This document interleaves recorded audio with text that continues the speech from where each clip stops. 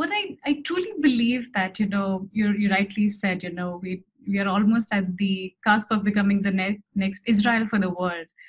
Because we're soon going to see a wave of interesting startups, which may not be the unicorns of the world, but will be extremely local and hyper local, and collectively will generate the revenue which otherwise any unicorn would have. And I'm going to share my screen and show you the graph. The bandwidth does not, give a very good, clear picture.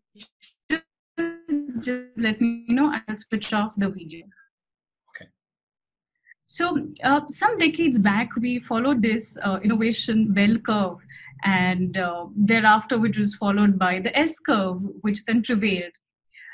But when Apple removed the 3.5 headphone jack in 2016 with iPhone 7, it was criticized by most of the industry stalwarts. But over the years, one by one, every company removed headphone jack from their devices, creating a whole new market of USB Type-C chargers, which leveraged on the Bluetooth connectivity and technology. What Apple witnessed was the N curve, something that looks like this. The diffusion starts slowly with the early adopters starting to adopt at the new innovation at one. But this innovation is too ahead of its time.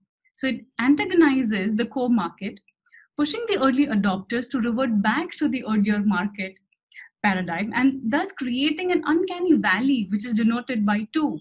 But eventually, the innovation is accepted and the old paradigm is displaced, which is denoted by 3. This often creates a strong acceleration that doesn't make up for the time lost, but creates a deeper penetration of a new paradigm. So, just a month and a half back, we believed that this N curve that we discussed took about 3 years to realize. Talking about the elephant in the room, COVID-19 nudged us to reduce this timeline to as low as 30 days. We saw it happen with a few apps recently. And moving forward, this N curve will be transformed into something that looks like this, which is an amalgamation of the N and the S curves, which can be realized in as low as 1 year. And if I think a little more ambitiously, the T can be further reduced to 6 months. COVID-19 has and will further push us to rewrite a few norms of social, especially behavioral sciences, for future benchmarks. In such a situation, or in times of crisis, speed is crucial. The sooner we know more and take action, the better it is for us. So for the next 30 minutes, I'm going to focus on these 2 words, agile and adapt. Most of you online right now either have an idea worthy of a startup or are a part of one or leading one. In your journey, either you shall be or are at present creating products, digital, physical, and even better if you're creating a phygital product. Just an idea or a great idea does not guarantee a successful product. The adjective successful comes with robust planning. Creating successful product requires a lot more than just a great idea, right? Planning at every stage to ensure a compelling value proposition for your target consumers to choose your product or service before that of their competitors. And before I articulate the methodology, let's take a look at a few of the world's most successful startups. Ever wondered what brands like Tesla, Dollar Shave Club, and Airbnb have in common? It's the fact that their product strategy contributes to their global success. As an entrepreneur or a tech geek, you can learn from your favorite brands and develop a winning product strategy for your products and services. And it's not difficult. All it takes are just 3 things: planning, creativity, and market research. So let's take an example of one of the world's most favorite startup and how 3 guys who went from renting a mattress to a $10 billion company. A journey from this to this. So here's the story. Two guys from SFO couldn't pay their rent. So they thought of renting off their 3 air mattresses to people and serve them breakfast. So they made a simple website, a blog with map, airbedandbreakfast.com. 3 people showed up and even paid up. $80, they made it $240, which is not bad. And they thought it would be a great idea. But to actually build their product, they didn't have the right expertise. So they invited their former roommate as a co-founder to build a website. And they launched at the South by Southwest with only 2 bookings. And a concerned friend cautioned them that you can't put all your eggs in the same basket. So they sold Obama O's cereal before the election and made their first money. Then they got their first funding. But soon they were making just $200 a week for a month and not growing. They realized that the photographs of places listed were not pretty enough to attract consumers.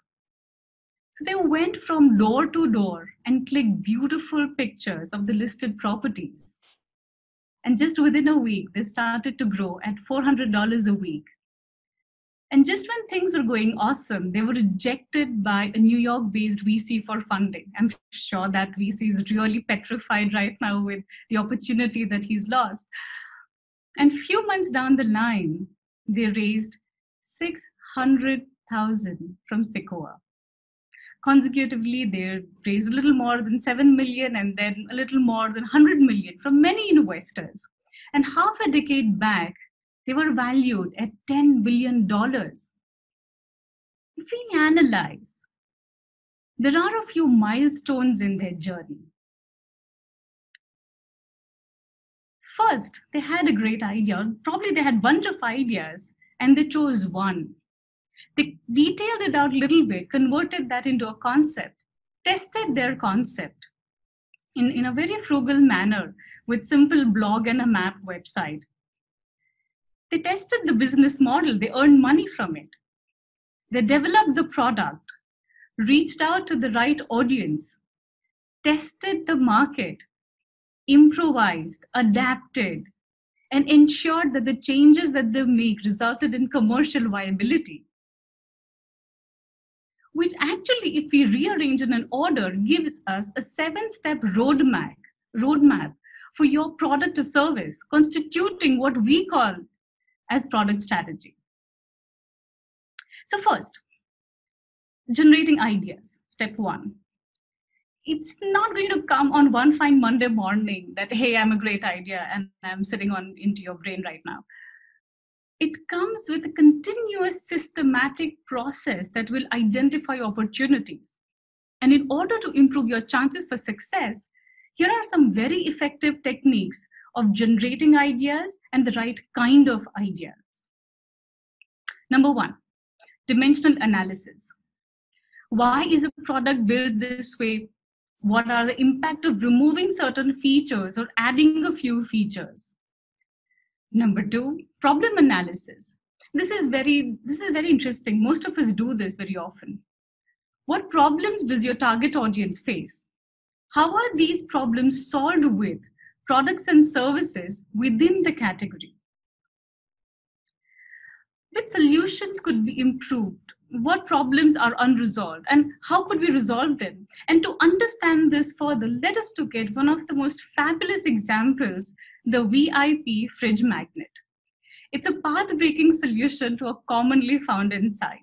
So in 1990s, the Red Tomato Pizza store in Dubai realized that ordering pizza can become quite frustrating because often you would end up repeating the same choice of base, additional topping, explaining delivery address, and gets more frustrating when you're a vegetarian trying to place an order for pizza with peppers only, and the accepted order is of pepperoni.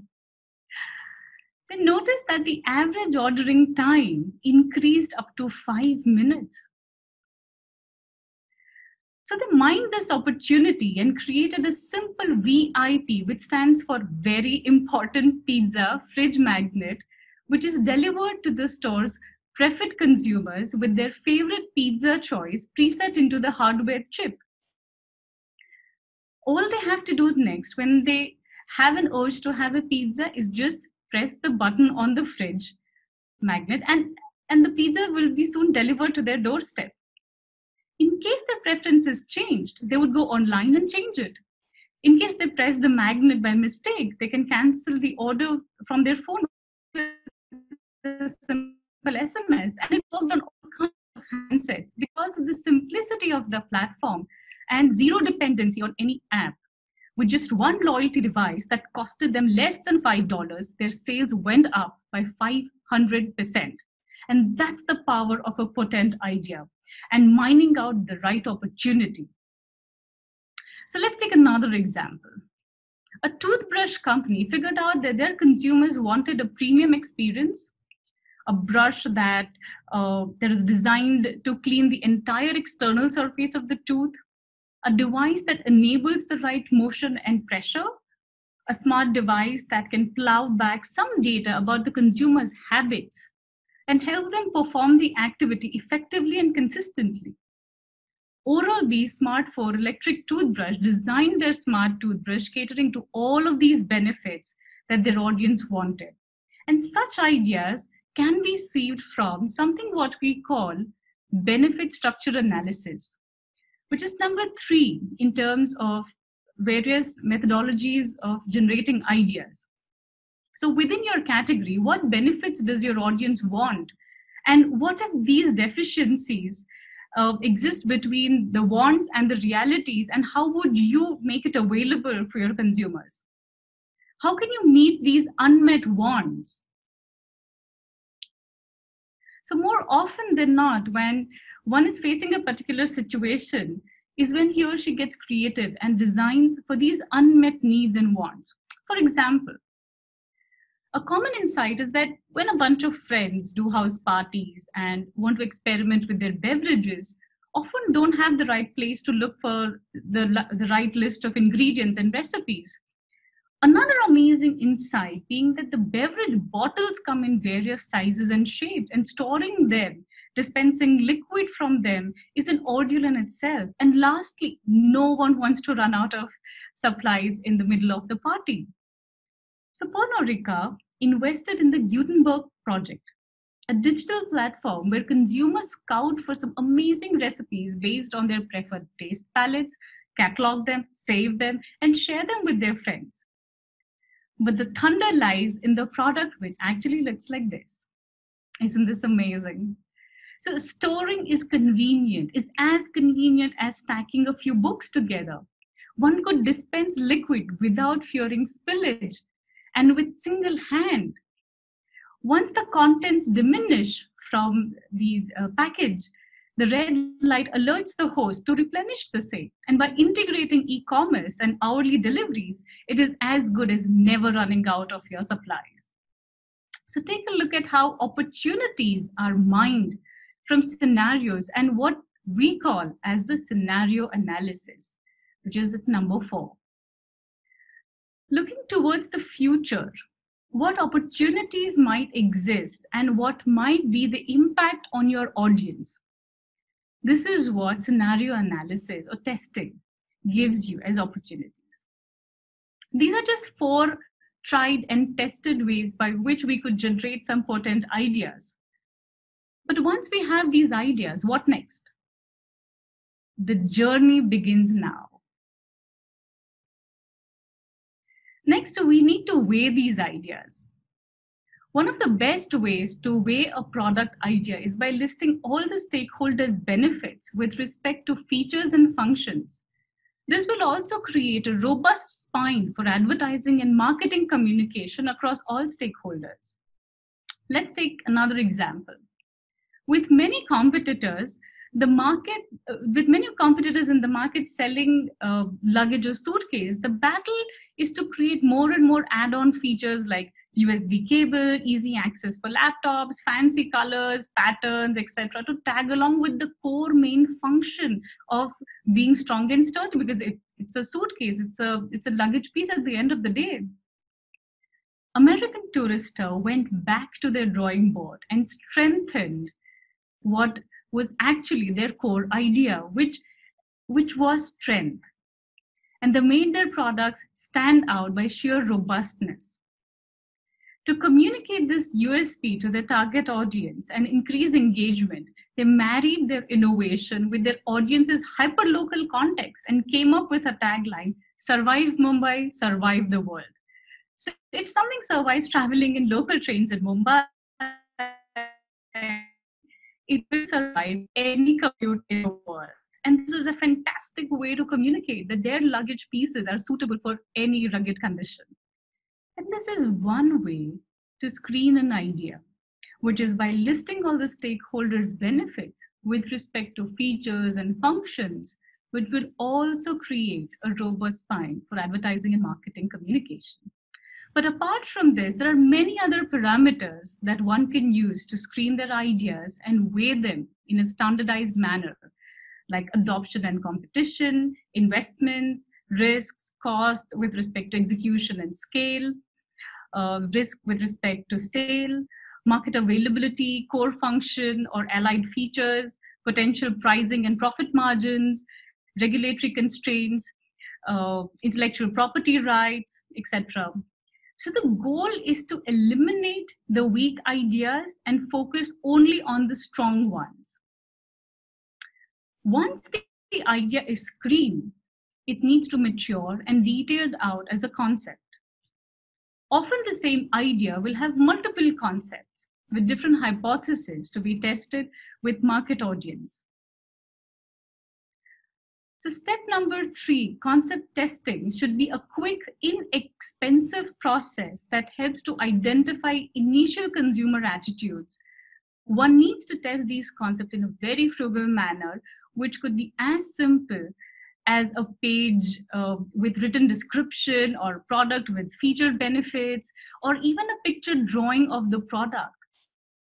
At this stage, it is important to know what others think about your product or service, because that determines the product acceptance and not what you or I think about your product. This is a very crucial phase, and often founders and co-founders miss out on reaping the benefits of this stage. Concept testing is not about pass or fail. It's about how you improvise and make the offering more desirable and relevant to the target audience. And I strongly believe that you need to walk before you run.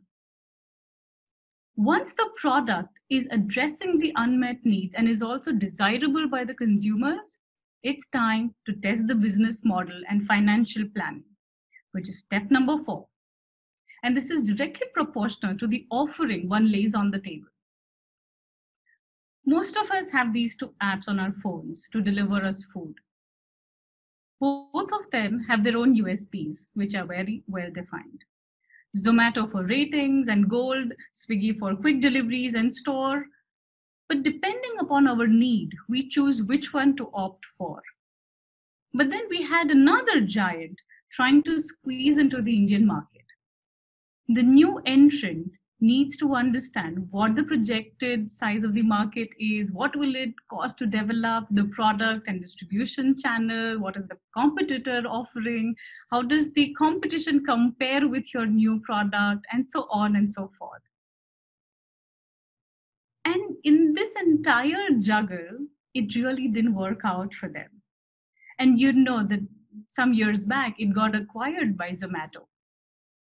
If the numbers make sense, we proceed to the next stage, which is number 5, product development. This is the stage wherein the idea actually gets converted into a real product. If the numbers make sense, we proceed to the next stage, which is product development. And this is also where we begin to churn out details of distribution, promotion, sales, strategies. One would do collaborations, line up aggregators, chart out online distribution, channel partners, etc. Once the beta product is ready, it needs to get out to as many qualified buyers as possible. It is extremely important at this stage to detail out the promotional as well as sales strategy. Articulate how you will generate qualified leads and convert them into buyers. Once the beta version is validated, it is ready for the real market test, which is step number 6. In ideal case, select a few test markets and start promoting the product or service in order to see if the market responds as hoped. This is also when a product reaches out to the audience with respect to quantity and quality. Once you reach out to your various personas in your consumer base, you will get targeted feedback. Assimilate the consumer feedback and refine or adapt the product or service if need be and before the release. Again, I reiterate, walk before you run. Simultaneously, one needs to refine the business proposal and articulate the commercials to the T with those 100 Excel sheets and run it through a selected pool of target audience. And this is step number 7, which is actually hand in hand with step number 6. If the methodology is followed, it's going to be easy to make it commercially viable product. I would also like to emphasize at this stage that you're not creating for your stakeholders, but rather you and your stakeholders are co-creating the product. After these 7 steps, you would know exactly what refinements you need to make before you release your product or service. A structured methodology brings the entire team on the same page that is continuously working in tandem with each other and setting smart goals and clear roadmap to achieve it. Every decision is backed by logic and reasoning, a perfect way to make conscious, data-driven decisions rather than dependence on more assumption-based experience. So guys, I hope these 7 steps help you. And I would really nudge you guys to go and build your product now. And I guess we have enough time for questions. Wonderful. So आपने ये 7 steps के बारे में बताया और कुछ सवाल हैं जैसे कि अभी तक जो क्वेश्चंस आए हैं मैं अनुरोध करता हूं जो लोग ऑनलाइन इस वेबिनार में पार्टिसिपेट कर रहे हैं they can put their question in the box. So Facebook पे क्वेश्चंस कुछ आए हैं वो कह रहे हैं कि ये जो 6 स्टेप्स हैं इसकी आइटरेशनल फ्रीक्वेंसी कैसा है, मतलब ये लीनियर है एक के बाद दूसरा तीसरा है कि आगे पीछे भी होता है, क्या है इसका पहलू क्या है? So ideally it should be linear, but more often than not we know that it will become back and forth, because sometimes when you are in step 6 you would realize that something in step 5 probably needs a fix. So thoda back and forth hoga, but it will not be that from 6 or 7 you will go back to 1 or 2. So एक सवाल है कि कुछ कह रहे हैं कि general perception है कि इंडिया में अच्छे प्रोडक्ट नहीं बनते हैं. इसने कहा कि चाइना से हम ले आते हैं, कॉपी करते हैं. सो प्रोडक्ट डिजाइन का जो फिलॉसफी है इसको हमारे इंडियन कंपनीज अपने डीएनए में एम्बेड क्यों नहीं कर पाते हैं, उसकी क्या रीजन हो सकता है? Because as every good thing comes with a price. Okay. तो कभी कभी हम ये मानते हैं कि इतना पैसा ब्यूटिफिकेशन में क्यों लगाए, इतना पैसा रिफाइनमेंट में क्यों लगाए, जब इतने पैसों में काम चल ही रहा है. ये जो चलाने वाला जो मेंटालिटी है वो हिंदुस्तान को थोड़ा सा पीछे छोड़ जाता है. But I guess now we are really improving. Okay, wonderful. एक सवाल है जो मंदर सुमन जी ने पूछा है कि how to get financial aid from government, banks और फाइनेंशियल. इस सवाल का जवाब मैं देता हूं. तो गुजरात सरकार की जो स्कीम है student startup and innovation policy, उसके पोर्टल पे जाके आप अपने प्रपोजल भेज सकते हैं और every month the innovation are getting judged by competent jury और on basis of merit of converting proof of concept to product हम फाइनेंशियल सपोर्ट्स करते हैं. हमारा मैंडेट है हर साल हम लोग 1000 टीम्स को फाइनेंशियल सपोर्ट्स देते हैं प्रूफ ऑफ कंसेप्ट बनाने के लिए और फिर उनको एडवांस सपोर्ट मिलता है प्रूफ ऑफ कंसेप्ट को प्रोडक्ट बनाने के लिए. तो या तो आप iHubgujarat.in वेबसाइट पे जाएं या तो ssipgujarat.in जो हमारे जो वेबिनार के होस्ट हैं आपको emails and websites chat box पे डाल रहे हैं, तो आप वहां जाके एप्लीकेशन भर सकते हैं. और हमारा मॉडल ऐसा है कि गुजरात में करीब 125 यूनिवर्सिटी और इंस्टीट्यूशंस हमारे नोडल एजेंसी हैं, उनके वेबसाइट पे भी जाके अप्लाई कर सकते हैं अपने आइडियाज को लेकर। तो या तो आप डायरेक्टली राज्य स्तर पे अप्लाई करके सुविधा ले सकते हैं, या तो यूनिवर्सिटी के थ्रू कर सकते हैं, तो आपको फाइनेंशियल सपोर्ट मिल जाएगा। तो एक मैडम एक सवाल है, प्रोफेसर अमित राठौर पूछ रहे हैं कि any insight on possible opportunities post pandemic situation, what sector to look for? A quick answer.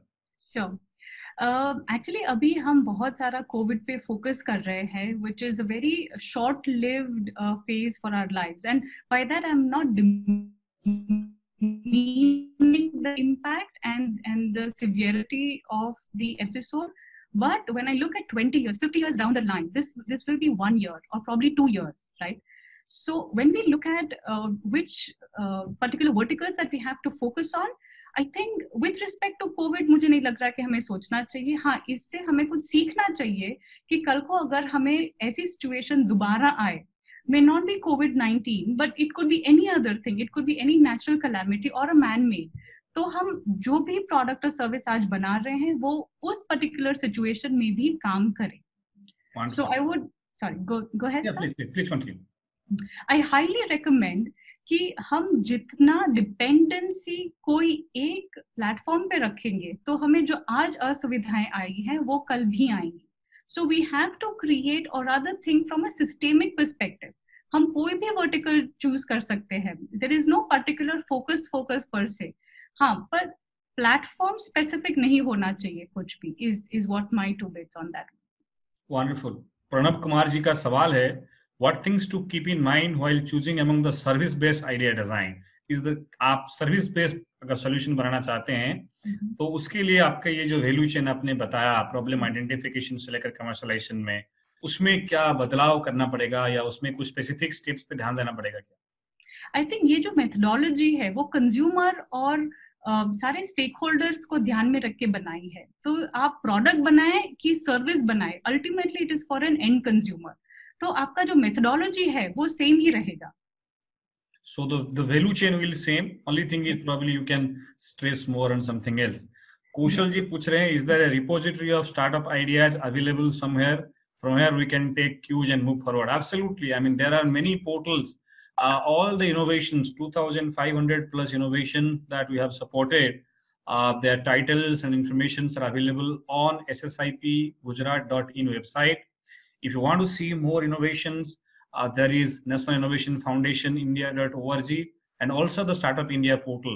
So all 37,000 plus startups which have been supported or at least registered in Startup India for the program or the national level, they are available there. दूसरी एक चीज है कि जो कई बार क्या होता है कि आइडियाज को आप सिर्फ देख के कॉपी नहीं कर सकते हैं, आपको आइडियाज को कंटेक्चुअलाइज करना पड़ेगा। इसका मतलब ये है कि जो चीज ग्रामीण इलाके में चल सकता है शायद वो शहरी इलाके में ना चले, जो शहरी इलाके में चल रहा है शायद वो सेमी अर्बन इलाके में ना चले। इसलिए आपको खाली आइडियाज के रेफरेंस से नहीं होगी, बट आइडिया को उसी कंटेक्स्ट में कैसे इम्प्लीमेंट करेंगे, ये भी कहीं ना कहीं एक इम्पोर्टेंट रोल रहता है। Anything that comment madam from your side, how do you take implement this ideas? मुझे एक and you rightly mentioned that sometimes what is relevant for A may not be relevant for B. But having said that, I also feel कि अगर हम आज का ही scenario ले, तो Google was not the first search engine. It was a me too at that time, but their execution made the difference, and now it has almost become a word. तो कभी-कभी कोई आइडिया मार्केट में already होंगे, पर शायद उसके execution में शायद उसको और रेलेवेंट बनाने के लिए अगर आप मेहनत करें, so then it can also become a unicorn. It need not be the first in the market always. एक anonymous attendee हैं, नाम नहीं मेंशन किया है, वो कह रहे हैं how to define unique products. Unique products. I think when it addresses the unmet need of the consumer, that's when it becomes unique. Because बहुत बार कभी-कभी हमें लगता है कि this is addressing some need or some want because हमें वो लगता है. But when we go and ask the consumer, when we actually scout through all the IPs, we'll realize either it has already been done or probably the stakeholder comes back and tells you that they don't need it. At this particular time, it is a good stage in which one should either make it more relevant, and because it is more relevant, it will become unique by itself. कोई कोई जड़ी बूटी नहीं होगा कि जिससे आप कुछ यूनिक बना पाओगे. You will have to go to your stakeholders and make it relevant for them. Unique हो ना हो वो चलेगा, रेलेवेंट होना चाहिए. सो मैडम जो कह रहे हैं ये बहुत इंपॉर्टेंट बात है कि what Davina told is relevance is quite important. और रेलेवेंस का कोरिलेशन आपकी यूजर से है, आप किसके लिए बना रहे हैं. अल्टीमेटली जिन लोगों के लिए प्रोडक्ट बना रहे हैं आप उनके साथ क्या इंटरेक्शन कर रहे हैं, आप जिसको शायद ये लोग एथनोलॉजिकल स्टडी भी कहते हैं कि आप किस तरीके से उनका बिहेवियर को स्टडी कर रहे हैं. Because if you don't go and kind of live with them, then probably you will not be able to understand what exactly they need. इसका मतलब मैं ये कह रहा हूँ कि जैसे कि हमारी यूनिवर्सिटीज में और स्टूडेंट्स को हम लोग कहते हैं आप जाके एक प्रोजेक्ट करके आओ, तो अक्सर तो वो लोग लैब में बैठे बैठे हाइपोथेसाइज करते हैं कि प्रोजेक्ट में प्रॉब्लम क्या होगा और प्रॉब्लम ऐसा होगा तो सोल्यूशन कैसा होगा. अब ये जो हाइपोथेसाइजेशन वाला जो लूप है कहीं ना कहीं हमारे एकेडमिक विशेष साइकिल इस चीज को कट आउट नहीं कर पाया है. और जो भी प्रिंसिपल्स या एकेडमिक थॉट लीडर्स, प्रोफेसर्स जो डायरेक्टली इनोवेटर के साथ काम कर रहे हैं और आज इस वेबिनार में पार्टिसिपेट कर रहे हैं, उनको इस चीज पे ध्यान रखना चाहिए कि जितना जल्दी इनोवेटर हाइपोथेसाइज कर लेगा कि प्रॉब्लम क्या है, उतनी खराब सोल्यूशन निकालने वाला है. और मैं उसकी एक उदाहरण दूंगा, दिवीना माइट एग्री. अगर आप एक एकेडमिक साइकिल देखते हैं, आप जो प्रोजेक्ट या थीसिस करवाते हैं, 5 दिन या 7 दिन देते हैं प्रॉब्लम हाइपोथेसिस फाइनल करने के लिए, 1 महीना देते हैं सिनॉप्सिस करने के लिए, और फिर 8 महीना देते हैं सोल्यूशन बनाने के लिए. और इसी स्टेप में ही हमारा 90% इनोवेशन खत्म हो जाता है. क्यों? क्योंकि आपने प्रॉब्लम ही अच्छे से वैलिडेट नहीं किया. तो यहाँ सवाल आती है, जो यूनिवर्सिटीज की पॉलिसी मेकर्स हैं उनको डिसीजन लेना होगा. अगर मुझे कुछ यहाँ पे फेसबुक से क्वेरी आ रहा है कि हमारे एकेडमिक सिस्टम्स में ये डिजाइन प्रिंसिपल को एम्बेड क्यों नहीं किया जा रहा है, तो जो हायर एजुकेशन की कमिश्नर हैं श्री एम नागराजन, उन्होंने रिसेंटली एक डिसीजन लिया है और हर यूनिवर्सिटी को उन्होंने खत लिखा है कि every university should make design thinking as a part of their pedagogy. Not because कि सबको डिजाइनर बनना है, नॉट बिकॉज कि प्रोडक्ट डिजाइनर बनना है या कुछ करना है. डिजाइन थिंकिंग एक वे ऑफ लाइफ है. उससे आप ये समझ सकते हो कि किसी की नीड क्या है, और जब तक आप किसी की नीड नहीं समझ पाओगे आप उसके लिए सोल्यूशन नहीं बना पाएंगे. और अगर आप सोल्यूशन बनाएंगे तो वो सोल्यूशन उसको चाहिए नहीं होगा. इनफैक्ट एक अच्छा रिसर्च ये कहता है कि जितने भी स्टार्टअप्स फेल होते हैं, जितने भी बिजनेस आइडियाज फेल होते हैं, उसके 50% से ज्यादा रीजन ये होता है कि जो फाउंडर्स उसके सोल्यूशन बनाते हैं वो अपने सपने के लिए बनाते हैं, कंज्यूमर की सपने के लिए नहीं बनाते हैं. तो अगर आप कंज्यूमर की सपने की मैपिंग नहीं करेंगे, कंज्यूमर्स की नीड को मैपिंग नहीं करेंगे, तो ये चैलेंजिंग रहेगा. और जितने भी मैं अपील करता हूं कि यूनिवर्सिटीज और एकेडमिशियन हैं उनको इस बात में सोचना होगा, अगर आपकी कोई इनोवेटर्स या स्टूडेंट प्रोजेक्ट के बीच में आके बोलता है कि मेरा प्रॉब्लम स्टेटमेंट गलत है, तो उसके नंबर काटने के बजाय थोड़ा सा उसको बोलना चाहिए कि चलो आपको पता तो चला कम से कम आप कहाँ गलती कर रहे थे. अदरवाइज क्या होगा, अगर हम प्रॉब्लम्स की ढूंढने की गलती को छुपाएंगे तो सोल्यूशन तो और प्रॉब्लमेटिक होने वाला है. तो वो चीज को कहीं ना कहीं ध्यान देना होगा. और इस पेडागोजी में इस चीज की importance, anything that you will comment on this.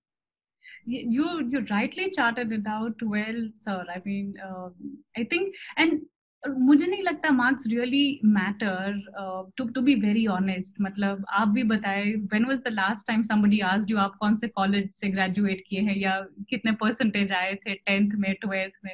Ultimately it matters what you leave in this world as a legacy. आप क्या बढ़िया काम छोड़ के जाते हो, and that people will remember for years. Like today, Kalam sir may not be there around us, but I think we do remember him every now and then. And I think that is what work does. So very interesting point. In terms of legacy, अगर आप engineer हैं, अगर एक अच्छे product बनाएंगे आप जो सबके लिए यूज हो सकता है, वो कहीं ना कहीं बहुत बहुत मायने रखता है. और अगर आप इंजीनियर नहीं है, आप बिजनेस मॉडल बनाना चाहते हैं, बना सकते हैं. एक पार्टिसिपेंट है नेहल, वो पूछ रहे हैं कि if there is a product idea, how to present business plan is not clear. How to move from a product idea to business plan. I think business plan will happen not at one stage, because जब आप बाकी चीजों की research कर रहे होंगे तब automatically कहीं ना कहीं आपको क्लूज मिलते जाएंगे. So I think by the time you reach the 6th or the 7th stage, तब वो almost आपका 90% काम हो चुका होगा. It's just that आप उसको Excel की शीट में तब डालते हो. Do I answer your question? Wonderful. In fact, वो पूछ रहे हैं कि मेरा अगर आइडिया लेके आऊं तो ये आई हब और गुजरात सरकार मदद करेगा, क्या जरूर करेगा। हमारे पास डेडिकेटेड टीम है जो बिजनेस मॉडल्स पे आपको मदद करेंगे। हाँ, थोड़ा सा बैकग्राउंड का आप सबको करके आना होगा, क्योंकि हमें आपकी यूजर की कंटेक्स्ट नहीं पता, आप जिसके लिए सोल्यूशन बना रहे हैं। तो आप आपकी यूजर की कंटेक्स्ट को अच्छे से जानते हैं। फॉर एग्जाम्पल मैं आपको छोटा सा उदाहरण देता हूँ। एक ग्रामीण इनोवेटर हैं, उन्होंने आज से 10 साल पहले, जब गांव में कुआं होती है उससे पानी निकलने का होता है और धूप के दिन में आपको पता है वाटर लेवल नीचे चला जाता है, तो पानी खींचना बहुत डिफिकल्ट होता है। तो वो जो है काफी वयस्क वृद्ध व्यक्ति थे, ज्यादा पढ़ाई लिखाई भी नहीं किया था, 7वीं 8वीं की ज्ञान है, ऑफिशियल ज्ञान है, अनऑफिशियल ज्ञान तो आदमी का डिग्री से कोई लेना देना नहीं है। तो उन्होंने देखा कि उनकी वाइफ जो पानी खींचती है कुआं से तो थक जाती है, क्योंकि पानी बहुत गहराई में है, और उसको जब वो कुआं से जब रस्सी से उसको पुली से उठाती है तो कई बार क्या होता है कि एक ही स्ट्रोक पे आप उसको, वो जो बकेट है उसको नीचे से ऊपर नहीं ला सकते। अब जब उन्होंने कई दिनों तक ये ऑब्जर्व किया, वो साहब जो हैं गांव में, तो उनके दिमाग में आया कि पुली में स्टॉपर नहीं हो सकता है क्या, कि मैं 3 बार में खींचूं। मैं थोड़ा ऊंचा तक उठाया, फिर स्टॉपर लगाई, फिर थोड़ी तक खींचा। अब आप बात सोचिए, इस देर पुली का उद्भावन जो है, पुली का जो इनोवेशन है, ये सैकड़ों साल पुराना डिजाइन है। जो व्हील बना उसी के फिलोसफी से बनी है, लेकिन किसी ने ये नहीं सोचा कि पुली में स्टपर भी हो सकता है क्या। जब उन्होंने ये आइडिया बताया, एक ग्रास रूट इनोवेशन कॉन्फ्रेंस हुआ था IIM अहमदाबाद में, और हमने पैटेंट वगैरह सर्च करने की कोशिश की कि ऐसा कोई पुली है कि जहाँ स्टपर होता है कि आप थक जाओ तो वहां पे 2 मिनट रोक लो और वो स्टपर लग जाए ताकि रस्सी नीचे ना आ जाए। इसमें से शायद ऑडियंस में बहुत सारे मैकेनिकल इंजीनियर भी होंगे या डिजाइन के स्टूडेंट्स होंगे। अगर कोई इंसान वो कुआं के पास खड़ा होकर जब तक देखता नहीं तो उसको समझ में नहीं आता कि स्टपर कैसे लगाना है, वो भी रिवर्स गियर में लगाना है। तो मैकेनिकल की जो इंजीनियर हैं, वो लैब में अगर सिर्फ ऑटोकैड में डिजाइन करेंगे तो ये समझ में नहीं आएगा। तो यहाँ कंटेक्स्ट की बात आती है, यहाँ आपकी प्रोडक्ट की एनालिसिस की बात आती है। तो ये खेडूत जो फार्मर है, उन्होंने हमको इनोवेशन दिखाया और हमने उनकी इनोवेशन का डिजाइन रजिस्ट्रेशन किया। तो इंटेलेक्चुअल प्रॉपर्टी में डिजाइन रजिस्ट्रेशन एक महत्वपूर्ण हिस्सा है। आप लोग अगर अपनी कोई नई डिजाइन बनाते हैं, फंक्शनल डिजाइन, उसको आप इंडियन पैटेंट ऑफिस में अगर आप मेंशन करेंगे, अप्लाई करेंगे, बहुत स्वल्प खर्च में होता है। मैं आपको बता दूं कि SSIP के द्वारा, स्टूडेंट स्टार्टअप इनोवेशन पॉलिसी के द्वारा, 1000 इनोवेटर्स को एवरेज 25,000 का फाइनेंशियल ग्रांट हम देते हैं हर साल for filing IP for anything that you do. और आप लोगों को n number of IP filing के लिए, पैटेंट, कॉपीराइट, ट्रेडमार्क, डिजाइन के लिए आपको ग्रांट्स मिलता है। इस देश में कहीं पे ये सुविधा नहीं है, और ये तो हम स्कूल के बच्चों को भी देते हैं और ये ग्रेजुएटेड से 5 साल वाले लोगों को भी देते हैं। उसका मेन उद्देश्य यही है। कई बार I think Devina will highlight more on that, many often हम सोचते हैं कि इनोवेशन सिर्फ एक बड़ा टेक्नोलॉजी पैटेंट के साथ कोरिलेटेड है। कई बार अच्छे डिजाइन भी बहुत इंपॉर्टेंट होते हैं। अगर आप अच्छा डिजाइन को रजिस्टर नहीं करेंगे और आपकी डिजाइन कोई दूसरा आदमी उसको ले जाता है तो फिर आपकी कमर्शियल वैल्यू गिरता है। तो अगर आप एक प्रोडक्ट की नेट वैल्यू की बात करें कि एक प्रोडक्ट की नेट कमर्शियल वैल्यू क्या होगा, उसमें खाली रॉ मटेरियल और प्रोडक्ट नहीं होता है, उसके साथ जुड़े हुए जो इंटेलेक्चुअल प्रॉपर्टी हैं, पैटेंट्स हैं, ट्रेडमार्क्स हैं, कॉपीराइट्स हैं, डिजाइन हैं, सब जुड़ता है। तो इसीलिए आप अपने इनोवेशन को खाली ये मत सोचो कि प्रूफ ऑफ कॉन्सेप्ट बना दिया और बेच दोगे। उसके साथ साथ ये जो मौलिक विचार है, ज्ञान है, उसको कैसे एम्बेड करेंगे, उसका प्रोटेक्शन कैसे करेंगे, वो भी बहुत इंपॉर्टेंट है। So anything that you like to highlight design registration के बारे में? I think you've covered most, and I think you know more than me on this topic. So I think this is enough. Yeah. Okay, thank you. So एक सवाल है कि राहुल कुमार जी पूछ रहे हैं, is methodology change according to socio-cultural influence of the client in the product design pedagogy? The methodology will not change, but probably you might have to emphasize on a few parts. For example, कि अगर मैं urban area से आती हूँ और मुझे rural areas का ज्यादा पता नहीं है, तो शायद मुझे पहले जो अपॉर्चुनिटीज माइन आउट करने का स्टेज है, which is 1 and 2, and also ensuring that the idea is converted into a concept and going to the stakeholders for concept validation, उसमें मेरा जो टाइम लगेगा वो शायद ज्यादा लगेगा. So I think socio-cultural background is also relevant to where you come from versus from where your stakeholders are. अगर ये डेल्टा ज्यादा है तो शायद वहां पे आपको, जरूरी नहीं है टाइम ही ज्यादा लगे, पर आपको मेहनत ज्यादा करनी पड़ेगी उनको समझने के लिए. एक इंटरेस्टिंग सवाल है मैडम आपके लिए, निसर्ग सोनी जी पूछ रहे हैं, madam can you guide us how to build a good team, because that's important to build a good product. Passion. So Manan ने तो एक सवाल पे जवाब दे दिया, पैशन गुजराती में क्या कहते हैं उसको, जुस्सो, right? So you should find out who are like minded people who believe in you. But I will add one more, please have people who agree to disagree with you. Yes. अगर आपकी team में सब कथा करने वाले लोग हैं कि एक आदमी आइडिया दे रहे हैं और बाकी सब बहावा कर रहे हैं, तो 90% चांसेस है कि आप लोग अंत तक नहीं पहुंचेंगे।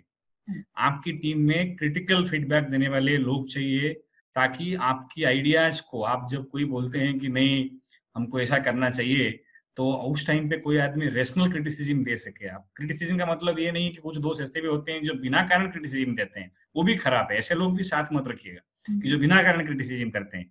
जो रेशनल क्रिटिसिज्म करते हैं, जो कोई लॉजिकल क्रिटिसिज्म देते हैं, ऐसे लोगों को टीम में रखना बहुत जरूरी है।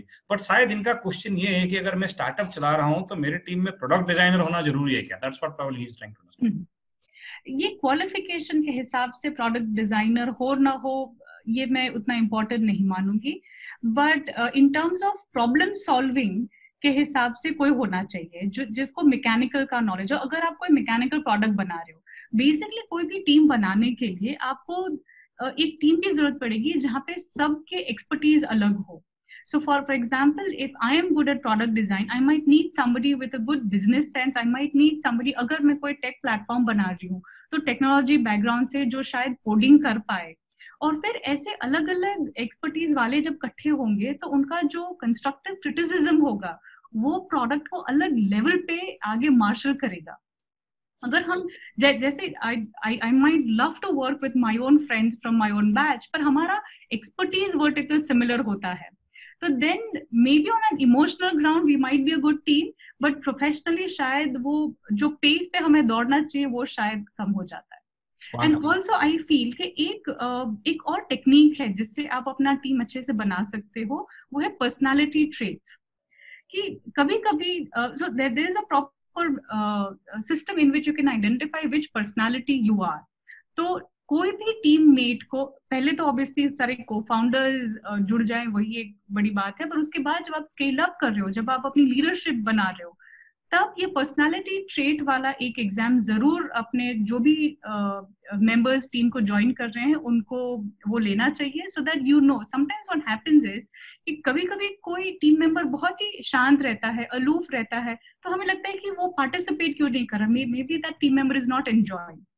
पर ऐसा भी हो सकता है शायद वो एक इंट्रोवर्ट हो, पर वो हमें कभी नहीं पता चलेगा बिकॉज हम उतना खुल के इनिशियली बात नहीं कर पाते, और काम तो डे 1 से शुरू करना होता है। We have to perform from day 1, right? So these personality trait analysis can really help. वो बहुत जरूरी है। ये जो बात कह रहे हैं, ये नहीं कह रहे हैं कि आप सबकी परीक्षा लो, अग्नि परीक्षा नहीं, बट हाँ, बट जानना जरूरी है टीम में कि किसका क्या कंप्लीमेंट्री स्ट्रेंथ है। अगर सिमिलर स्ट्रेंथ वाले लोग एक जगह मिल जाएंगे तो एक ही हिस्सा बनेगा पूरे प्रोडक्ट का या सोल्यूशन का या स्टार्टअप का। अगर आपकी टीम में अच्छे प्रोडक्ट डिजाइनर हैं और मार्केटियर नहीं है तो भी प्रॉब्लम है, सब मार्केटियर हैं डिजाइनर नहीं है तो चैलेंजेस है, तो कहीं ना कहीं। बट ये जरूरी नहीं है कि सब कुछ आपके टीम के अंदर होना चाहिए। कई बार अपनी चीजों को इंटीग्रेट कर सकते हैं existing supply chain, value chain के साथ, ताकि आप अपने कुछ हिस्सा जो है दूसरों की मदद से भी बना सकते हैं। जरूरी नहीं कि आपको एंड टू एंड प्रोडक्ट आपको खुद ही इन हाउस बनाना है। सो देविना, एक क्वेश्चन है, any guidance on how frequent should the iteration be done to take customer feedback of our service platform and then incorporate changes in it? What frequency you take? The most minimum could be at every stage, but as many times you can reach out to your consumer and take their feedback, it is only going to make the product more and more refined. तो ऐसा कोई average संख्या नहीं है कि मतलब इतना करना जरूरी है एवरेज? तो 7 स्टेजेस हैं, तो 7 तो है ही, वो बेयर मिनिमम है। पर उसमें क्या है कि आपको मतलब जब कोई कुछ ज्यादा ही जल्दी में कुछ चीज करने जाएंगे तो कभी कभी खराब हो जाता है।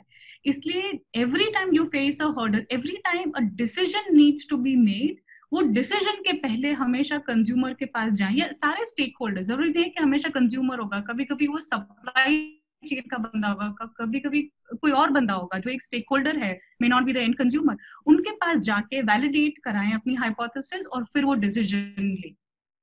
डॉक्टर शीतल टैंक आत्मीय कॉलेज से पूछ रहे हैं, आपकी शहर के हैं, can you suggest some interesting case studies of design और sources that the students can refer to get inspiration? I think it's an habit to form to observe and critically look into designs and the mindset behind the same. What's your comment? Sure. Immediately मेरे दिमाग में वही आ रहा है कि audio करके एक company है, आप उनको फॉलो कीजिए. फ्रॉग डिजाइन्स हैं, फिर कुछ प्रॉब्लम आइडेंटिफिकेशन के लिए गेट्स फाउंडेशन के ग्रैंड चैलेंजेस हैं, आप उनको चेक कर सकते हैं. And apart from these, I think कोई एक प्लेटफॉर्म को देखने की जगह अगर हम हमारे ही आसपास लोगों को देखें, स्पेशली जो हमारे घर पे सब्जियां देने आते हैं, जो हमारे घर पे शायद हमारा बैकयार्ड क्लीन करते हैं, उन्हें ऑब्जर्व कीजिएगा. वहां पे कहीं ना कहीं हमें वैसा इनोवेशन दिखेगा जो ना ही एक्सपेंसिव होगा, very easy to do, commercially viable, and also very easy to implement. मुझे ऐसा लगता है वो इनोवेशन हमारे लिए बेहतर है to study rather than these big platforms. Having said that, I really respect them, but मेरे लिए जो पुली वाला आपने जो एग्जांपल दिया, वो मेरे लिए शायद कोई भी रॉकेट या कोई भी बड़ी कार के इनोवेशन से बेहतर होगा. सरल चीज है. जब मैंने उन खेडूत फार्मर से मिला, वो बोले मैं स्कूल नहीं गया हूँ कभी, लेकिन मेरी बीवी पनघट पे पानी खींचती है, मैं सालों से देख रहा हूँ और दिक्कत होती है, थक जाती है, तो मैं बैठे बैठे सोचा कि मैं क्या कर सकता हूँ. तो ये जो है ना, ये जो एम्पैथी वाला बात है, जब आप किसी की रियल दर्द को अपने जो है बौद्धिक क्षमता के साथ जोड़ के हल करने की कोशिश करते हो, तो वो जो चिंगारी है वही क्रिएटिविटी का कहीं ना कहीं निवास होता है. तो आपको वो एम्पैथाइज करना पड़ेगा, आपको वो चीज को सोचना पड़ेगा और देखना पड़ेगा कि असली कंटेक्चुअल प्रॉब्लम्स क्या हैं. और यहीं पे एकेडमिक सिस्टम्स क्रिएटिविटी मारता है. हम कहीं पे भी किसी बच्चा को या किसी इनोवेटर को प्रॉब्लम के साथ ज्यादा दिन बिताने के लिए क्रेडिट या मार्क्स नहीं देते हैं, या तो कोई फाइनेंशियल सिस्टम भी नहीं है जो कोई अगर इनोवेटर कहता है कि मैं 3 महीना जाऊंगा उस फैक्ट्री में उनके साथ काम करूंगा और फिर प्रॉब्लम लेके आऊंगा, तो शायद हमारे यूनिवर्सिटी उसको अटेंडेंस सर्ट में फेल भी कर सकते हैं. तो ये कहीं चैलेंजिंग है. हमको कहीं ना कहीं थोड़ा सा हमें सोचना पड़ेगा, हमारी जो पेडागोजी ऑफ थिंकिंग है कि सॉल्यूशन फास्ट अप्रोच जो है वो बदलना है, प्रॉब्लम फास्ट अप्रोच लेना होगा. क्योंकि इन सबको, और आप डिजाइन एक्सपर्ट्स हैं, आप इस चीज से मानेंगे जरूर कि अगर हर एक अटेम्प्ट में प्रॉब्लम सॉल्यूशन आ जाता तो दुनिया में प्रॉब्लम्स ही नहीं होती. 80% प्रॉब्लम 3 या 4 साइकिल्स में खत्म होते हैं. इसका मतलब अगर एक विद्यार्थी एक्स कॉलेज में कुछ चालू करता है तो उसकी 3-4 बैच अगर उसके साथ जुड़े, आगे खो मॉडल बोलते हैं हम लोग उसको, रिले मॉडल में, तभी जाके चांसेस है कि वो कुछ सोल्यूशन मार्केट तक पहुंच पाए. क्योंकि प्रोडक्ट का आइटरेशन की जरूरत है. अगर 3 महीने में सोल्यूशन निकल जाता तो हर कोई प्रोडक्ट नया बना देता. तो ये जो कंटिन्यूटी है डिजाइन लाइफ साइकिल में, ये भी इंपॉर्टेंट है. जब टीम टू टीम चेंज होगा, जो पर्सन टू पर्सन चेंज होंगे, और इंडस्ट्री में इस चीज को अच्छे से मैनेज किया जाता है क्योंकि वहां पे प्रॉपर प्रोजेक्ट मैनेजमेंट होती है. लेकिन जब आप कॉलेज में ये चीज करते हो तो स्टूडेंट्स को कई बार लगता है कि ये खिलौना है. आज सुबह हमने स्टार्टअप्स की एक स्टोरी सेशन किया था, उसमें एक 22 साल की स्टार्टअप्स ने ये बताया कि मैं बाबसन कॉलेज में पढ़ती थी और उन्होंने कहा कि आप अपना बिजनेस आइडिया जब तक स्टार्टअप में कन्वर्ट करके रेवेन्यू ना के नहीं दिखाओगे, तब तक आपको हम एग्जाम में पास नहीं करेंगे. क्योंकि हमारा आधार यही है कि इम्पैक्ट क्या है. तो हमें कहीं ना कहीं ये प्रोडक्ट इनोवेशन साइकिल्स में इस चीज को देखना होगा कि हमारा अल्टीमेट आउटपुट क्या मेजर कर रहे हैं. अगर हम सिर्फ थ्योरेटिकल प्रिपरेशन को देखेंगे तो कहीं ना कहीं इस चीज को चैलेंज हो जाएगा. एक इंटरेस्टिंग सवाल किसी ने पूछा, नीरज सोनी पूछ रहे हैं, Nisarg Soni, what modification and additional things to take care while developing a non-profit business model. देखिए, बिजनेस मॉडल नॉन प्रॉफिट का भी होता नहीं है भाई, ठीक है. नॉट फॉर प्रॉफिट का मतलब होता है जो प्रमोटर्स हैं वो सेवा करना चाहते हैं. लेकिन कोई भी बिजनेस मॉडल अगर प्रॉफिटेबल नहीं, प्रॉफिट तुम घर पे लेके ना जाओ चले, लेकिन वो प्रॉफिट कहीं ना कहीं किसी उद्देश्य के लिए लगना चाहिए. अगर आप बिजनेस मॉडल को नॉन फॉर प्रॉफिट बनाना चाहोगे तो आपका प्रोडक्ट लॉन्च नहीं हो पाएगा, प्रोडक्ट टेक ऑफ नहीं कर पाएगा. तो आपकी इंटेंशन नॉट फॉर प्रॉफिट हो सकता है, आप चैरिटी करना चाहते हो, लेकिन उसके करने के लिए भी तो साधन चाहिए. तो बिजनेस मॉडल को कभी आप ये मत सोचो कि मतलब वहां नेगेटिव बैलेंस शीट भी चलेगा. Business model has to be profitable. हाँ, इनोवेशन, सोशल इनोवेशन हो सकता है, ये जरूरी नहीं है. फिर एक इंटरेस्टिंग क्वेश्चन है, एक सवाल आपने कहा कि यूजर के साथ इंटरेक्शन करो, यूजर आपको बताएगा. तो ये एक पार्टिसिपेंट कह रहे हैं कि मैडम, इन मॉडर्न टेक्नोलॉजी और futuristic technology, hologram and drones and all, जहां पे पता ही नहीं है कि सही में कितने यूजर्स हैं और कौन यूजर है, जहां फ्यूचरिस्टिक यूजर के साथ काम करने की बात है, उस सिचुएशन में कैसे यूजर से इंटरेक्शन करें, क्या सलाह है आपका? Which is a very very interesting question. अगर आप फ्यूचर के लिए डिजाइन कर रहे हो जहां पे आपको पता नहीं है कि आपका स्टेक होल्डर क्या होगा, यूजर कौन होंगे, then it's a very tricky situation. आपको कुछ ना कुछ hypothesis build करनी पड़ेगी कोई existing scenario पे. तो अगर ये scenario भी hypothecated है, तो फिर शायद थोड़ा सा fight है, because आप क्या बनाओगे आप? जैसे अगर मैं आपको बोलूं कि कुछ फ्यूचरिस्टिक बनाओ, तो it's a very vague brief. Futuristic क्या? फ्यूचर आज मतलब technically speaking 1 second after I finish the sentence is also future. vis-a-vis 100 years after today is also future.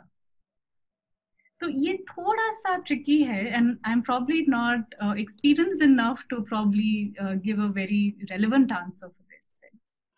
Nikhil ji पूछ रहे हैं, instead of starting a business can you share your experience of licensing ideas to companies.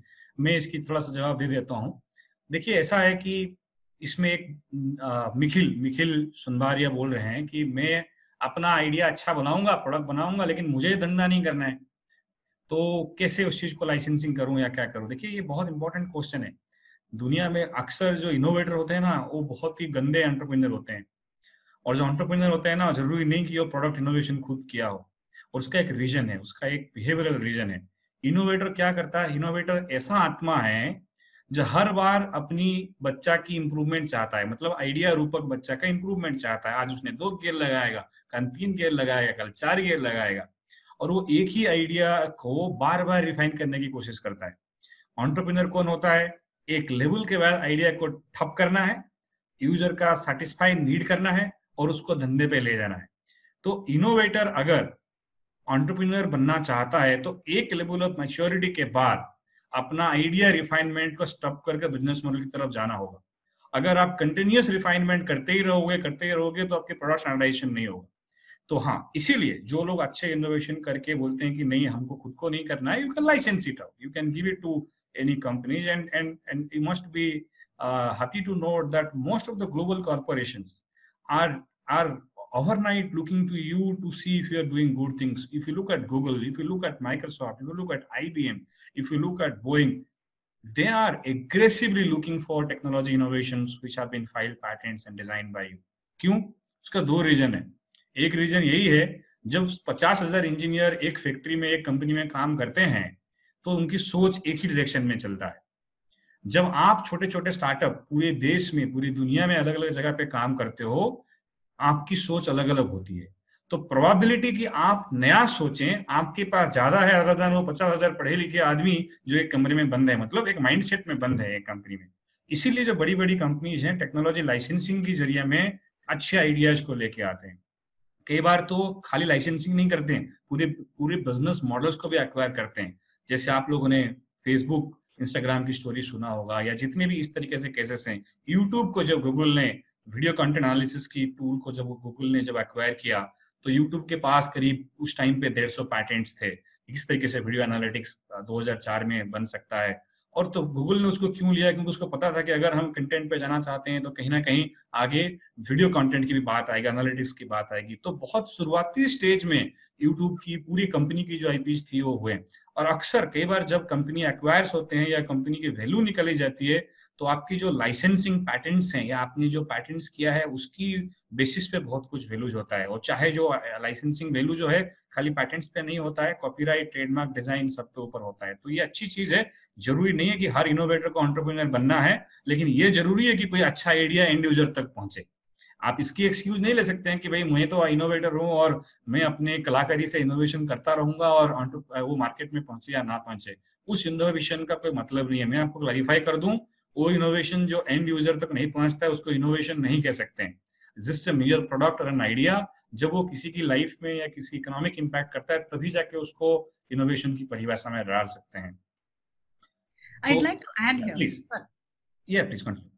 I think जो आपने point बोला अभी, which is so valid. आज हम देखिए, हम एक दूसरे से अभी बात कर रहे हैं, पूरे अटेंडीज के साथ बात कर रहे हैं विद जूम प्लेटफॉर्म. ना आपने वो बनाया ना मैंने वो बनाया, बट किसी और ने बनाया and made it shareable and available for everyone else to use it. And उसकी वजह से आज हम ये इंटरेक्शन कर पा रहे हैं. मैं जो चेयर पे बैठी हूँ मैंने नहीं बनाई है, मैं जो लैपटॉप यूज कर रही हूँ वो मैंने नहीं बनाया, ना ही मुझे आता है बनाना, पर उसके माध्यम से मैं और कितना कुछ कर सकती हूँ. और जो मुझे मिला है उसमें एक डेल्टा चढ़ा के हम दुनिया में कैसे और इस दुनिया को थोड़ा सा बेहतर बनाए वर्सेस जो हमें मिला है. आई थिंक वहां पे एक इनोवेटर का रोल आता है. ऑलवेज एड अ डेल्टा एक एंड शेयर इट. या वंडरफुल विनी है, वो पूछ रहे हैं कि मैंने सोल्यूशन बनाया सरकार के लिए, तो सरकार में किसको कॉन्टैक्ट करें?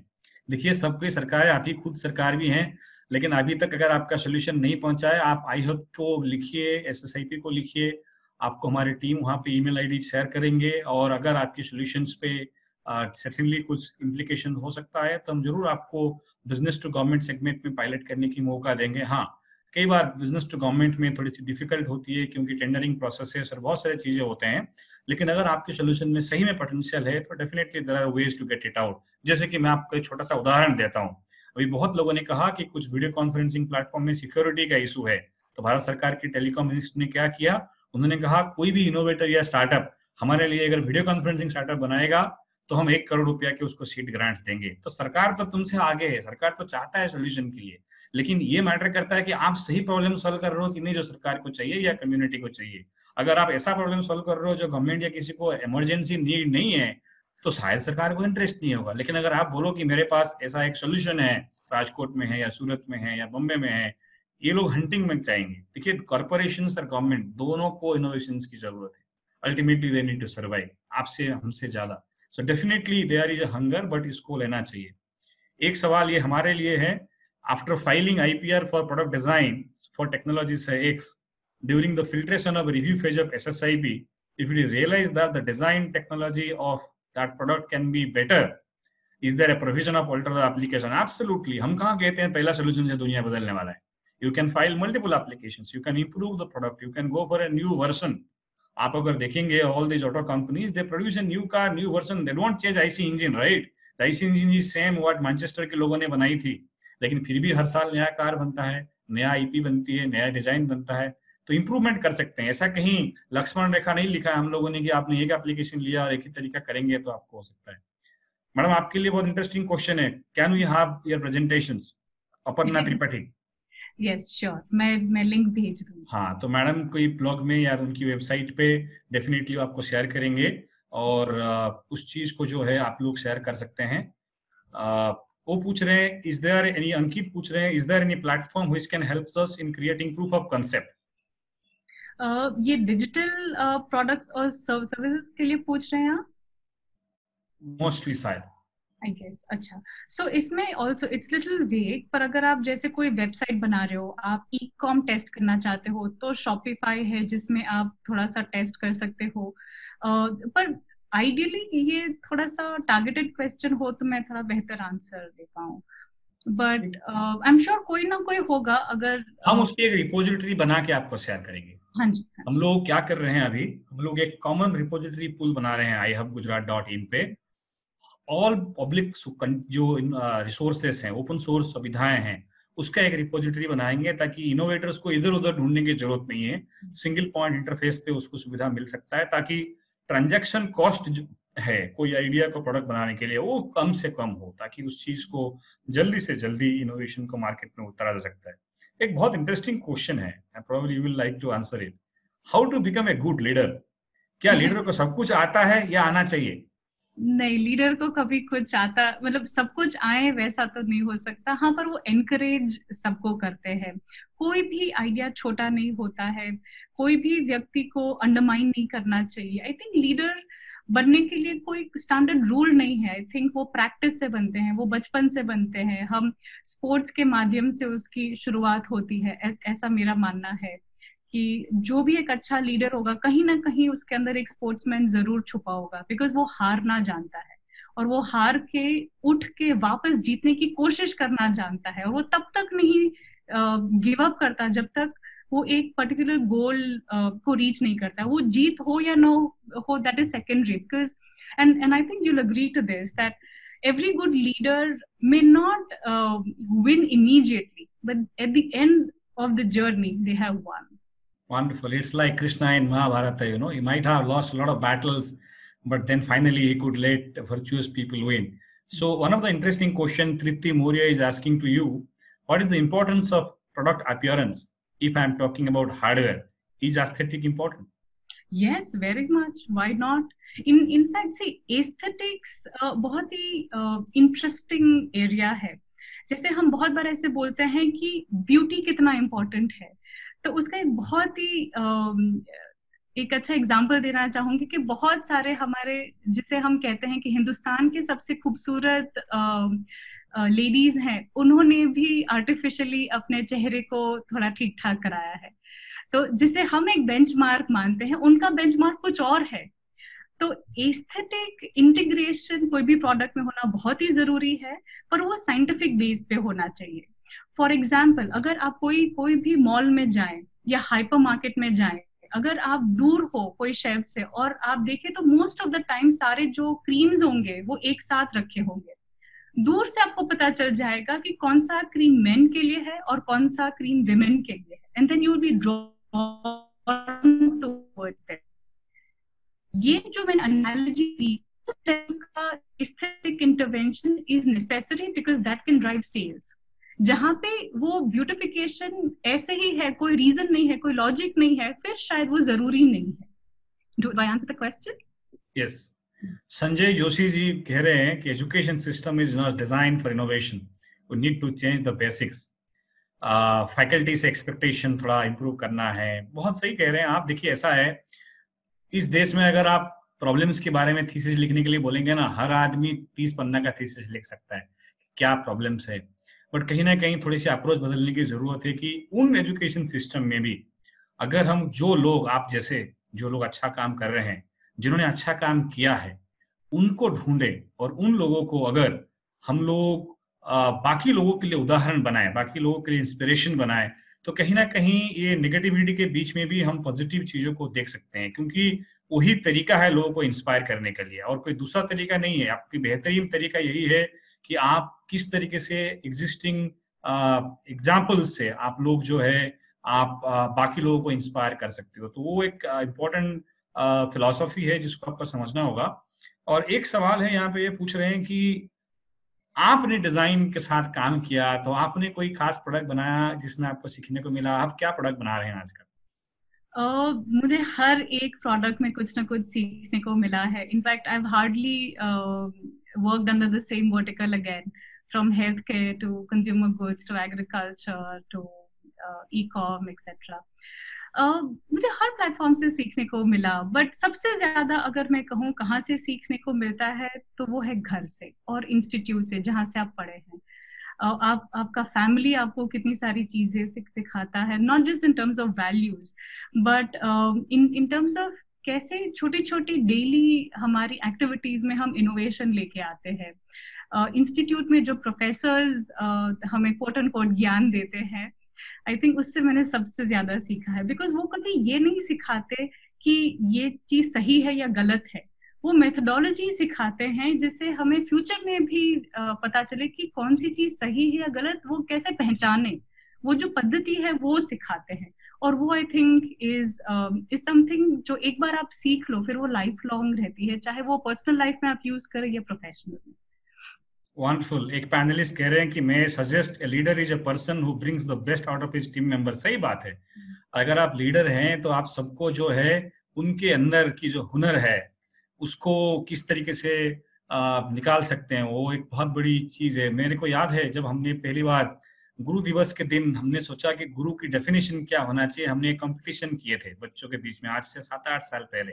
सब बच्चों ने अपने अपने आइडियाज दिए और जो बेस्ट आइडिया था उसको हमने अप्रिशिएट किया.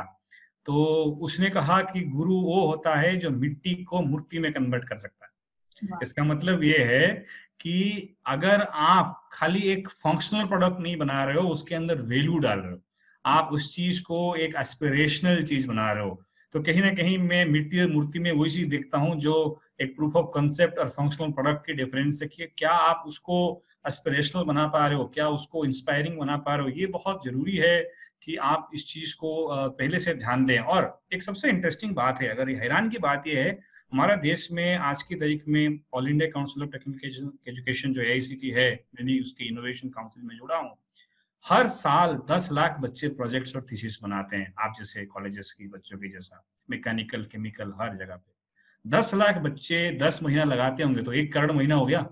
1 करोड़ महीने को अगर 12 में डिवाइड करो तो वो जितना भी साल होता है कलयुग के आधा होता है। अब इतने टाइम हम हर साल बिगाड़ देते हैं कुछ ना कुछ करने के लिए, लेकिन मैं ये नहीं कहूंगा बिगाड़ते हैं, हम लगाते हैं, लेकिन उससे कोई टैंजिबल सोल्यूशन किसी के जीवन को हल करने के लिए नहीं निकल पाता। अब मैं आपको छोटा सा उदाहरण देता हूँ। अभी जब कोविड की बात आया तो लोगों ने कहा कि आप लिफ्ट में जा रहे हो तो लिफ्ट को टच मत करो, हाई राइज बिल्डिंग में, वहां हो सकता है इन्फेक्शन। तो कुछ बच्चों ने फटाफट सोल्यूशन बनाया, मोबाइल में स्कैनर बनाया। उन्होंने कहा कि सेंसर से हम मोबाइल आपको इंटीग्रेट करेंगे, मोबाइल आप स्कैन करेगा, वहां बताएंगे हमको कौन सा फ्लोर में जाना है, करेंगे। अब ये जो आइडिया है कि मोबाइल की स्क्रीन पे लिफ्ट में आप कौन से फ्लोर में जाना आना चाहते हो कंट्रोल करना, ये कोई रॉकेट साइंस तो है नहीं। इसके लिए आपको न्यूक्लियर मिशन बनाने की जरूरत नहीं है, प्लाज्मा रिएक्टर लगाने की जरूरत नहीं है, छोटा सा एंड्रॉइड में जाके 3 घंटे में बच्चा बना सकता है, लेकिन आज तक किसने बनाया नहीं था। सो ये बहुत इंटरेस्टिंग बात देखने वाली ये थी कि जब हमको संघर्ष के साथ जूझने की मौका मिलता है, जब हम प्रॉब्लम के साथ जुड़ते हैं तो हमारा ब्रेन एक्टिवेट होता है। जब हम शांति से कुंभकर्ण जैसा सोते हैं उस टाइम पे हमको एक्टिवेट नहीं होता है। तो ये आपको कहीं ना कहीं प्रोडक्ट डिजाइन में भी देखना पड़ेगा कि आप हर बार अपने ब्रेन को अजाइल कैसे रखेंगे। आप चैलेंजेस को आइटरेटिवली, अगर आप उसको कहते हैं कि सिनेमा में बोलते हैं कैरेक्टर में आप कितना घुसते हो उस प्रॉब्लम, जब तक आप खुद को उसमें नहीं घुसाएंगे तो ये थोड़ा सा बहुत डिफिकल्ट हो जाएगा आपको करने के लिए। तो एक सवाल है, नाउअडेज कोविड-19 is there, possible to present some ideas to SSIP? Absolutely. हमने एक special round of innovation challenge launch किया है। आप अगर वेबसाइट पे जाएंगे ssipgujarat.in/soic और ओपन इनोवेशन चैलेंज, वहां पे आपको देखेंगे 500 से ज्यादा टीम्स ने इस बार सॉल्यूशंस बनाए हैं और उन सॉल्यूशंस को हम फंड भी करने वाले हैं। सॉल्यूशंस मतलब प्रपोजल दिया है, अब हमको रिसोर्स देने वाले हैं। कोविड या नो कोविड, इनोवेशन की हंगर हम पे रहने वाला है। शायद इस चैलेंज से और इनोवेशन की हंगर बन जाए। किसी ने लिखा है कि crisis is mother of innovation, Tripti madam Tripti कह रहे हैं, तो क्या आप आर्टिफिशियली क्राइसिस बना सकते हैं? Absolutely, why not. I mean what we are trying to do in this thing is, आप कई बार सिमुलेट कर सकते हो फ्यूचरिस्टिक चैलेंजेस को और सिमुलेट करके बना सकते हो, क्योंकि हर बार आपको नीड के हिसाब से सोल्यूशन बनाने से आप पीछे ही रह जाएंगे। आप आगे की प्रोडक्ट नहीं बना पाएंगे जो आगे की जनरेशन के लिए चाहिए। अगर 100 साल पहले किसी को मोबाइल एंड्रॉइड की जरूरत नहीं थी, सब खुश थे अपने अपने गांव में, किसी को आपको व्हाट्सएप की जरूरत नहीं थी, सब खुश थे। लेकिन किसी को लगा कि सोशल नेटवर्किंग होना चाहिए, हम एक दूसरे के साथ बैठ के बात नहीं करेंगे तो क्या हो, आज यहाँ पे 300 लोग वेबिनार पे बात कर रहे हैं, तो किसी ने सोचा ऐसा भी हो सकता है। तो sometime you can anticipate such kind of situations also. So these are very important scenario in terms of product design.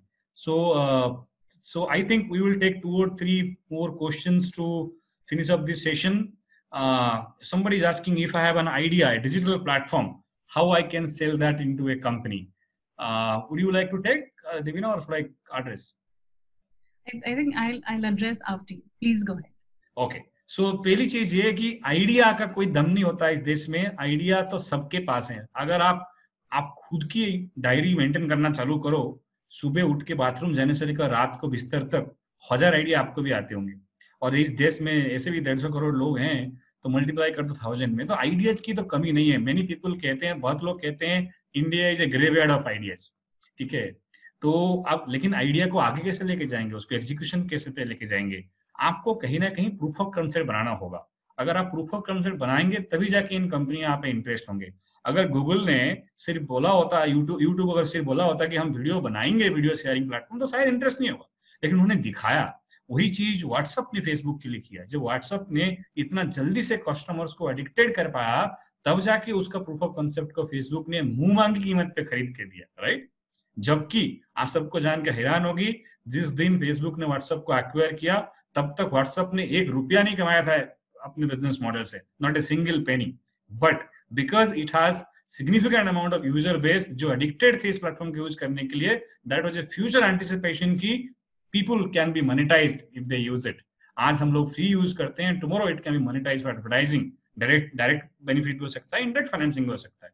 तो कहीं ना कहीं इस तरीके से आपको प्रूफ ऑफ कंसेप्ट की बनाने की जरूरत है। I'd like to add here one more thing, sir.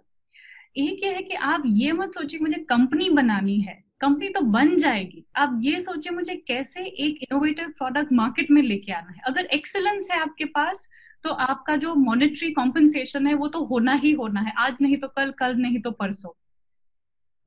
Wonderful. ये साह कह रहे हैं कि हम लोग कई बार आइडिया भेजते हैं, बट सरकार इसकी जवाब नहीं देता है, कई बार हम फॉलो अप करते हैं। एनीवे, पहले अतीत में क्या हुआ उसकी गारंटी नहीं दे सकता, लेकिन अगर हमारी टीम ने यहाँ पे ईमेल आईडी शेयर किया है, अगर हमें आप मेल करेंगे तो you expect an reply in next 24 hours. और ऐसी कोई आइडिया है जिसको हमारी दायरे में, हमारे मैंडेट के अंदर में अगर मदद कर सकते हैं तो डेफिनेटली हम जो है उस चीज को आगे लेने के लिए आपको मदद करेंगे। सो आईडी और चीज यहाँ पे ऐड करना चाहूंगी sir, sorry to interrupt you, कि जब भी आप किसी को अपना आइडिया भेजे, प्रपोजल भेजिए, ये सोचे कि आप किसको कम्युनिकेट कर रहे हैं और कैसे कम्युनिकेट कर रहे हैं। कभी कभी बहुत ही बढ़िया आइडिया होगा आपके पास, पर बिकॉज आप वहां पे हाजिर नहीं हो, आप एक 2 पेजर 3 पेजर एक बुकलेट के माध्यम से अपना पूरा आइडिया कम्युनिकेट कर रहे हो, तो उस सिचुएशन में I think your communication skills come into picture. And अगर आप कोई भी अपना सोल्यूशन किसी 6 साल के बच्चे को आसानी से एक सेंटेंस में नहीं समझा पाते, या अपनी दादी माँ को या नानी माँ को 2 सेंटेंस में नहीं समझा पाए, then there is no clarity. And I think a lot of projects also get turned down because they see that the co-founders don't have clarity in the vision and in how they're going to execute. Wonderful. आपने कहा कि सबसे सरल भाषा में जो आपकी field में नहीं है उसको जब तक आप एक लाइन में नहीं समझा पाओगे, आपकी जार्गन से कोई मार्केट पे वैल्यू नहीं होगा। ये बहुत इंपॉर्टेंट चीज है। Most complex product can be explained very simply. तो ये आपकी पिच डेक में, आपकी प्रेजेंटेशन में ये चीजें होना जरूरी है। एक लास्ट क्वेश्चन लेते हैं, क्योंकि पूछ रहे हैं आज ये स्टूडेंट क्या, how can I create innovative and creative culture in my college. Absolutely. पहली बात तो आप be write to us, we will connect, we will send you some materials. Second thing, we will connect you to the institutions wherever you are, and please find out innovative people around you. The best thing to start an innovation mindset is scout people who are innovative and start celebrating them. जब हम creativity की, innovation की जश्न मनाना चालू करेंगे तो लोगों को मजा आएगा, और लोगों को जब मजा आएगा तो लोग काम करेंगे। जिस चीज में मजा आता है उस चीज का दर्द नहीं होता, उस चीज की हम कभी नहीं सोचते हैं कि 18 घंटा क्यों काम करते हैं, 20 घंटा काम करते हैं। तो कहीं ना कहीं this is very important. So I think we did a lot of question answer today. कुछ और भी क्वेश्चंस हैं, how to revaluate and all these things, framework of innovations. We will definitely do more sessions with madam and all, but because in the paucity of time we have to end it.